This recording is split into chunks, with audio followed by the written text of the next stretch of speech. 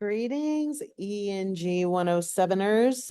It is the second to last week of this course, which seems crazy, but we are here. We are gonna make it happen. So we're gonna take a look today at Unit 7, and I'm gonna remind you that we do have one final workshop tomorrow night, which will kind of be doing the same thing.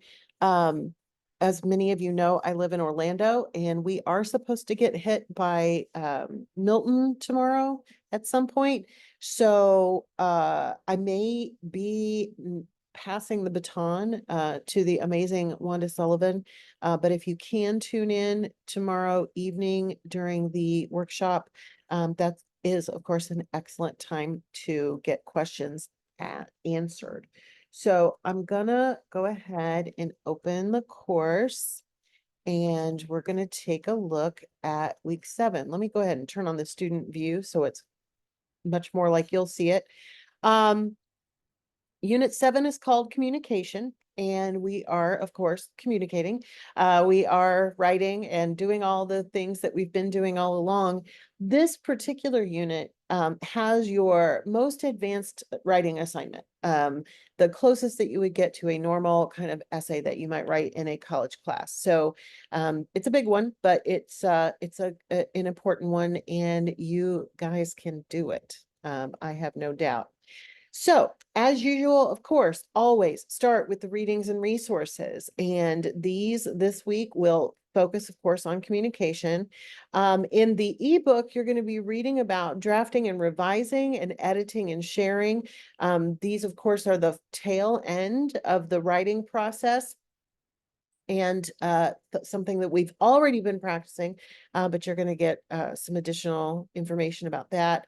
In chapter 2, What is Universal by Hartley and Carriage, you're going to be learning about body language styles. We, of course, are studying writing, but we have a lot of ways that we communicate. And so that's going to be interesting, as well as using your body language to be persuasive, which is another article that you're going to take a look at, and T. Burrell's article entitled Body Language, again, which will help you with that.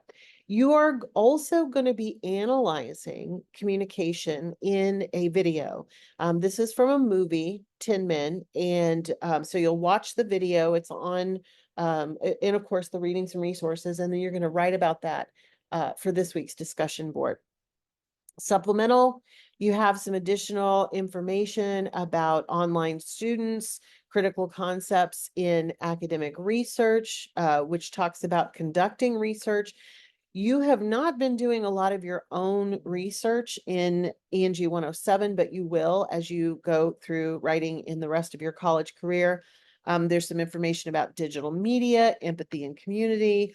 There's a talk on body language, another video, 2 more videos about the importance of body language and also workplace communications. So please take your time, go through the readings and resources, and then tackle the assignments. You've got 2 of the interactive exercises this week, one dealing with reference pages, which we've again already been practicing. And then the second one, which talks about different kinds of academic writing. So those will help you as you look forward to writing assignments in other classes as well.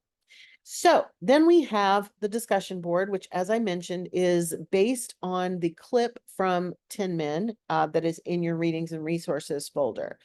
It can sometimes be hard to determine what is factual online. There are so many elements to consider, such as the author, the validity of the information, and company sponsorships. To help us look more deeply into the analysis of multimedia and social media, you're going to look at that movie clip. So watch the 10-minute clip in this week's readings and resources, and then discuss what you notice as it relates to evaluating information. So talk about the clip in general, and then you're going to dig into these particular questions. One, of course, is credibility, which is something we look for in written articles, and in this case, in conversation in a film. Are the 2 men credible? Why do you think that? Why do you not think that? And is the information they present credible, reliable? Sometimes it's interesting. We can trust a person a great deal, but think that the information they're giving us is not reliable, and vice versa. We may hear from a source that we are not a fan of, but we also might think, well, I mean, okay, I don't like this person, but they're telling the truth.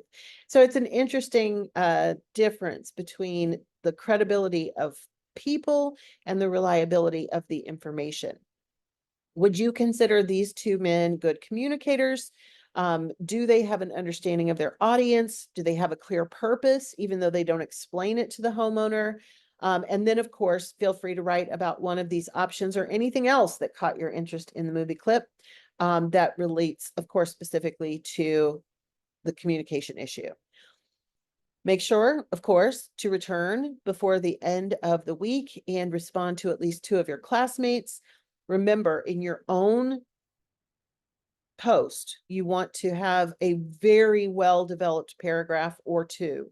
And then in your responses to others, you want to have a developed paragraph. So I would say 7 to 10 sentences probably for your own response, because there's a lot of ground to cover here. And then when responding to others, again, always aim for 3 to 5 sentences. That will give you a good opportunity to respond in depth. So please make sure that you do that. Don't leave any free points on the table.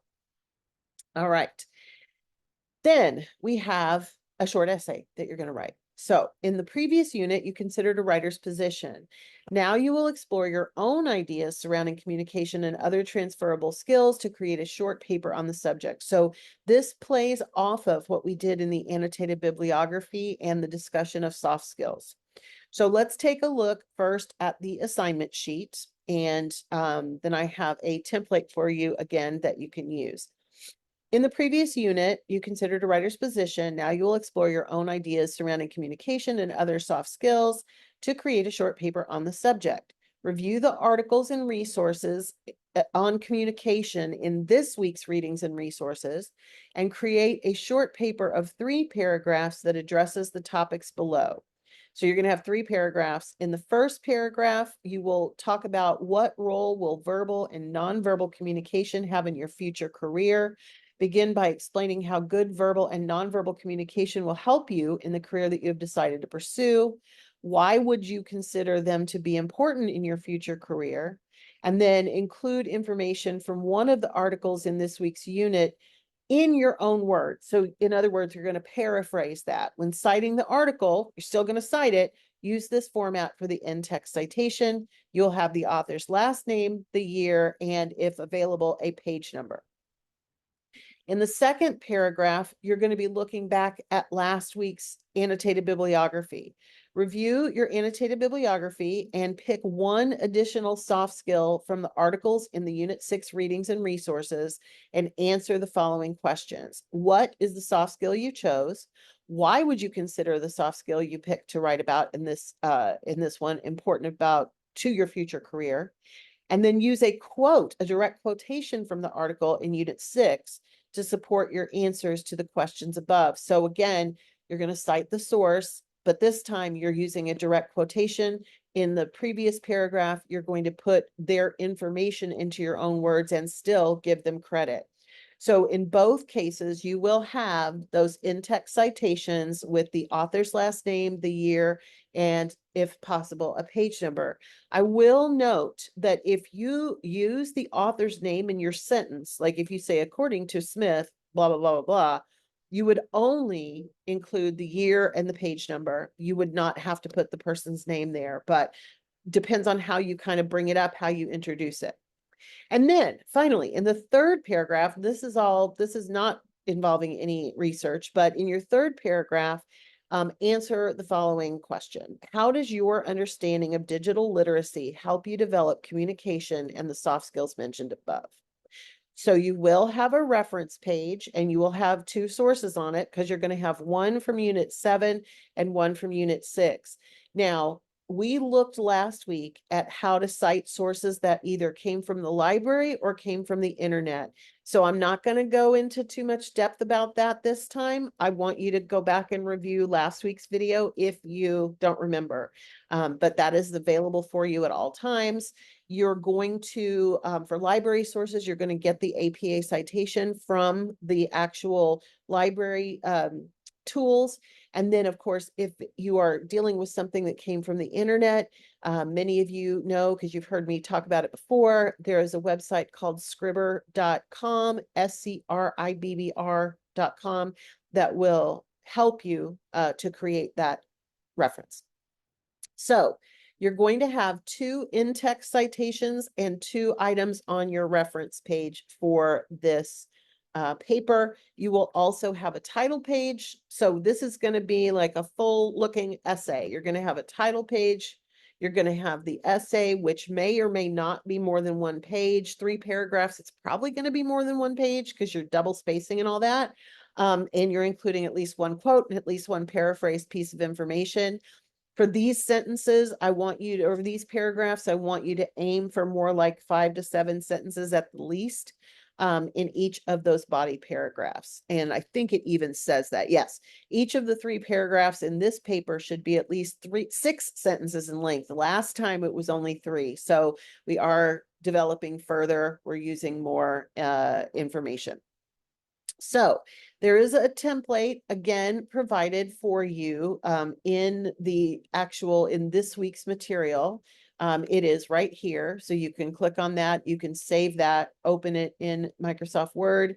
And then I am going to give you this sample as well. So this sample is set up as a full essay. So this is exactly kind of what your paper will end up looking like. It's got the cover page. It's got the title again at the top of page 2. And then it's got some reminders about what you're going to do. So in the first paragraph, remember, you're going to talk about what role will verbal and nonverbal communication have in your future career. So it's got the prompt there. And then remember, it's reminding you that you need to have information from one of this week's articles in your own words and still cite it with the in-text citation. In your second paragraph, address the following, review your annotated, we just went over those. So that's another one. And then I included a quote. It's not a real quote, of course, but I included not only the quote, but what it would look like in terms of where the quotation marks go and where the citation goes and all of that stuff. So you can have a sample there. And then again, in the final paragraph, there are no citations because it's all from your own perspective. Now, I have 3 items on the reference page. You'll only end up with 2, but I put one of the citations from last week, and I put one of the citations from this week. So you've got the samples there. But again, if it's a library source, you're going to use the tools in the library to find those. And then if it is a website, as this last one was, you're going to include, you're going to probably go to scribbr.com and get a citation from there.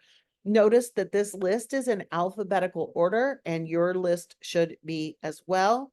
It is double spaced and it has what's called a hanging indent.